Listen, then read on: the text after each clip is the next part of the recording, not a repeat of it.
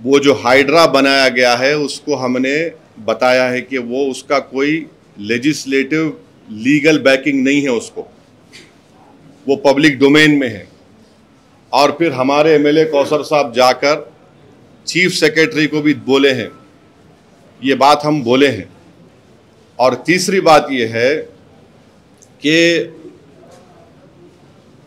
GHMC का जो office है, अभी जीएचएमसी का ऑफिस है ना, तो हम लोग जो है हमारे स्कूल में जब हम लोग बस में जाते थे, हैदराबाद पब्लिक स्कूल को बस में जाते थे, मेरे को अच्छी तरह याद है हमारी जो बस होती थी वापसी में ऐसा आती थी, या फिर कभी कभी मैं पब्लिक स्कूल को जाता था बस पकड़ के, एक बस नंबर 7 होती थी, अभी भी होंगी, डबल डेकर में बैठ गया था मैं, ऊपर बैठने का बड़ा शौक था मेरे को।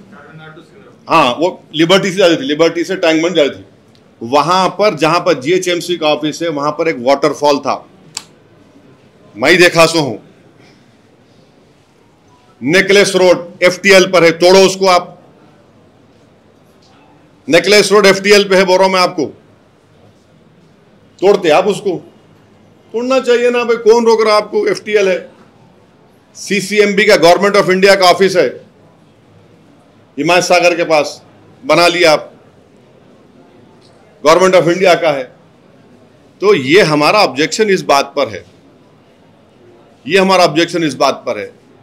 और फिर जहां पर निजाम के ज़माने में जब उन्होंने हुकूमत थी उनकी, तो उन्होंने एक उसको क्या बोलते, टोन बोलते, क्या बोलते हो, पत्थर को, हाँ नहीं, वो स्टोन्स लगाते थे कि ये एफटीएल है, स्टोन्स लगाते थे, अभी भी है वो, देख लो आप जाके। ये है हमारा, हम तो चीफ सेक्रेटरी मैडम को भी बोले, मेयर साहिबा को भी बोले, अब वो गवर्नमेंट देखना उसको। आपको लग रहा है कि एफटीएल में जितनी भी हैं उनको तोड़ा जाना चाहिए? आपने देखिए, आपके सवाल का जवाब इतना ही दे रहा हूं मैं, जो मैं अभी दे चुका। और कुछ पूछना है? सर, ये रुकनबिंतौला लेक जो है ना, 18th सेंचुरी लेक, उसमें सारे स्ट्रक्चर्स अभी एफटीएल के अंदर है।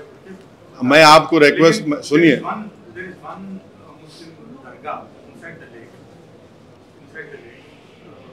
अच्छा और एक बात, एफटीएल में और एक बात है, गोलकुंडा में गोल्फ कोर्स है, एफटीएल में है। अब कितने लोग गोल्फ खेलते हैं, मैं तो जिंदगी में मेरे को मालूम ही नहीं गोल्फ क्या होता, एफटीएल में है। आप देख लो, वो जाके देखो आप, गोल्फ कोर्स एफटीएल में है।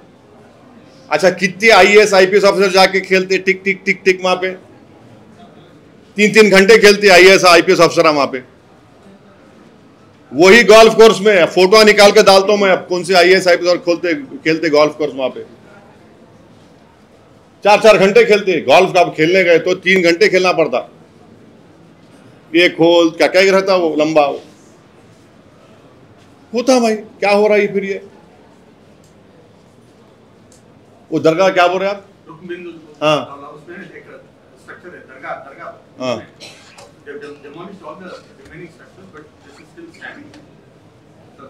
दरगाह को वैसे no, I am thankful for the small mercies. I am thankful for those small mercies. What can I say? लेकिन जरूरत है, आपको लग रहा है क्या? आज की तारीख में जिस तरीके से यहाँ की जनसंख्या बढ़ रही है, देखिए मैडम, जनसंख्या बढ़ रही है तो मुसलमान जिम्मेदार? अरे छोड़िए ना, अरे छोड़िए ना, ये क्या की जरूरत है? अब देखिए, हमारा जो पार्टी का स्टैंड है, हम मेयर साहिबा को, चीफ सेक्रेटरी मैडम को हम दे चुके हैं, अब उनको डिसाइड करना है। अब गवर्नमेंट जो फैसला ले रही है वो गवर्नमेंट ले रही है, हम तो यही बोलेंगे कि हम जो दिए आप रिप्रेजेंटेशन का एग्जामिन कर लो आप।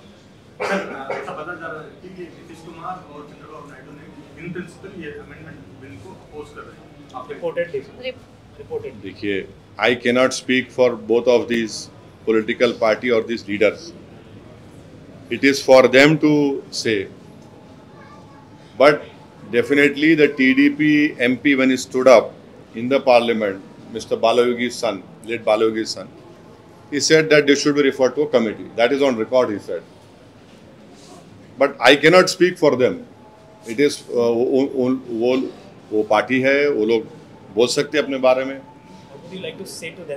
यानी हम तो उनसे यही बोलेंगे कि ये जो चीज़ें बताया हूँ मैं, ये आप इस पर गौर करिए।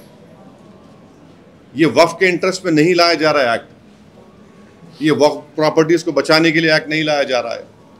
ये जो आरोप लग रहा है कि वक्फ की प्रॉपर्टी या फिर वक्फ से जो मेंबर्स हैं या फिर जो जिम्मेदार लोग हैं, वही लोग जो है मस्जिद और बाकी जो भी कब्रिस्तान जैसी जगहों को बर्बाद करके या उनको गिरा कर जो है उसके ऊपर मार्केट प्लेस बना रहे हैं। मेरा सवाल ये था, क्या ये सच में ऐसा हो रहा है? आप इसको मानते हैं?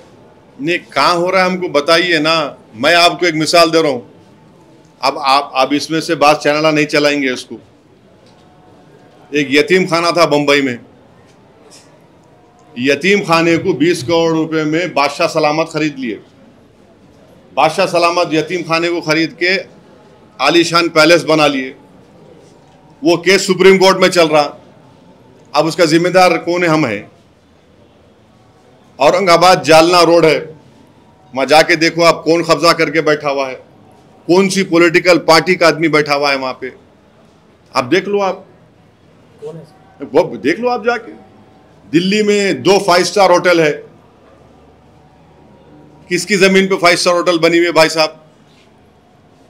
ये मामू की दुकान पे नाना की फातिया कौन कर रहे? देख लो आप, देख लो आप। ये सब चीजें हैं ना। आप वक्फ प्रॉपर्टीज को अगर नरेंद्र मोदी बचाना चाह रहे तो आप हमारे को समरी एविक्शन पावर्स दो, आप पब्लिक प्रेमिस एविक्शन एक्ट में लेकर आओ। ये वक्फ बाय यूजर कैसा आप निकालेंगे? ये आप ओरल मुतवल्लीशिप को निकाल रहे। आप जो एक्ट लेकर आ रहे वो वक्फ को बर्बाद करेगा। प्राइम मिनिस्टर को इस पर सोचना चाहिए। ये प्राइम मिनिस्टर क्या लेगेसी छोड़ के जा रहे अपनी? क्या ये करना चाह रहे? वक्फ बोर्ड को बर्बाद करके जाना चाह रहे क्या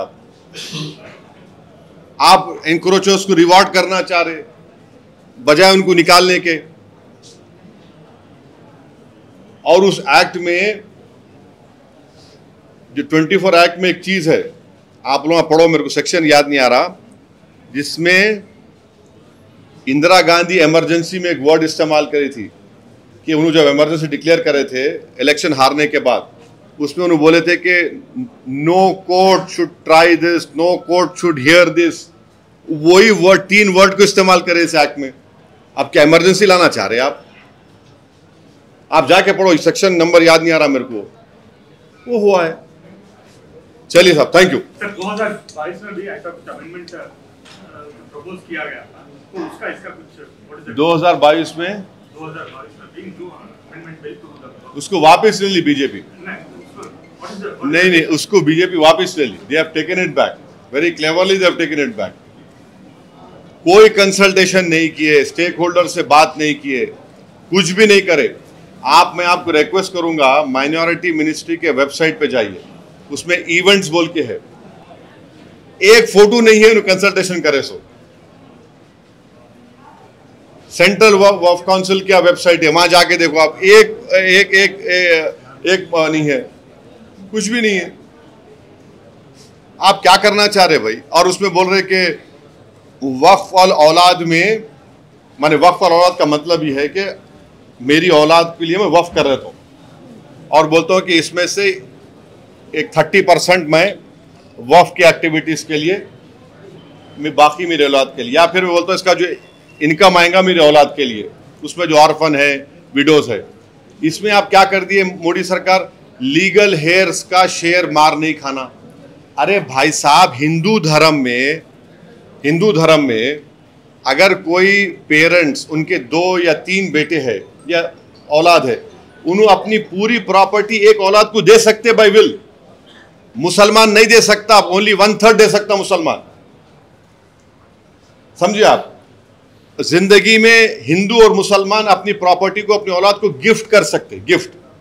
मगर मैं एज ए मुस्लिम अल्लाह के नाम पे वक्फ नहीं कर सकता हूं। ये क्या बात है भाई? ये कैसा है बोलिए आप? उसमें आप एक्ट में डालिए बात। तो एक एक सेक्शन जो नरेंद्र मोदी बनाए हैं वो मुसलमानों से उनका पर्सनल लॉ, मुसलमानों से उनका कॉन्स्टिट्यूशनल फंडामेंटल राइट छीनने का ये बिल बनाए। सर एक आखिरी सवाल, आप कितने सवाल बोलेंगे आखिरी?